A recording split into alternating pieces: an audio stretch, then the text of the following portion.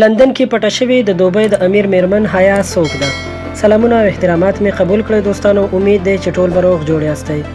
له څو ورځو راهیسې ګڼې نړیوالې رسنۍ د دوبۍ د حاکم محمد بن راشد المکتوم د میرمنې د تېښتې په اړه غږیږي چې په یو اروپایي هیواد کې د استوګنې او له امارتي شیخ نه د جدا کېدو غوښتنه کړې ده.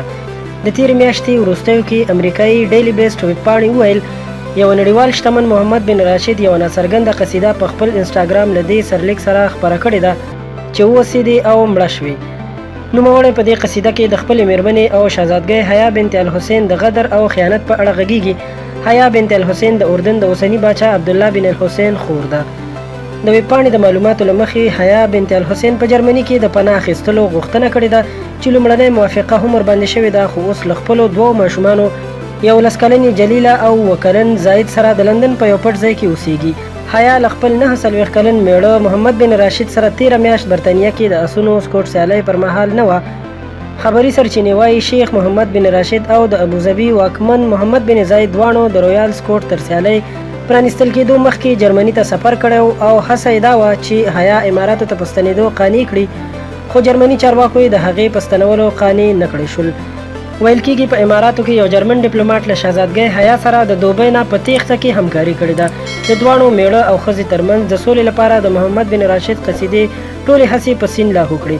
ویل کېږي محمد بن راشد 4 ځلې واده کړی چې 23 لوڼې او زامن لري. 45 کلنه شهزادګۍ حیا د برطانیه په ځانګړو بنسټونو کې زده کړې کړي.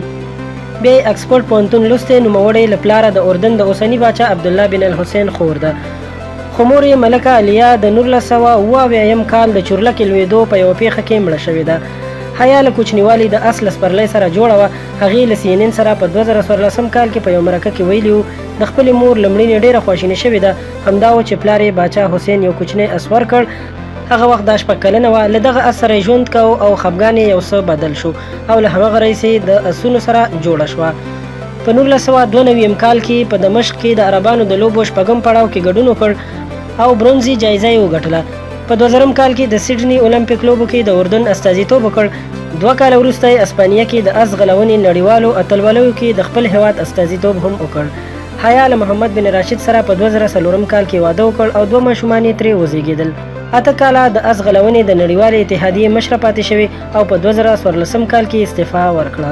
13 میاشت حیا په خپل انسټاګرام یو ویډیو خپره کړې وه او پر اس د سپرېدو لوبو ته یې د ستنېدو اعلان کړی و. محمد بن راشد په برطانیه کې د اسونو یوه لویه کرونده لري چې ارزښت یې میلیارډونو پونډو ته رسیږي. ډیلی ټیلیګراف ورځپاڼې لیکلي د برطانیه په نیو مارکیټ کې د محمد بن راشد د اسونو کاروبار په ګرده نړۍ کې ساری نه لري چې 1500 کسان پکې کار کوي او 4500 اسونه پکې شتون لري او د کروندې مساحت یې 10,000 جریبه کېږي. دوستانو دا و د شهزادګۍ حیا بنت الحسین او د هغې د خاوند محمد بن راشد المکتوم په اړه معلومات چې تاسو سره مو شریک کړل. له نورو په زړه پورې او معلوماتي ویډیوګانو لپاره در سره هم زموږ چینل سبسکرایب کړئ. تر بلې ویډیو درنه اجازت غواړم. د الله په امان.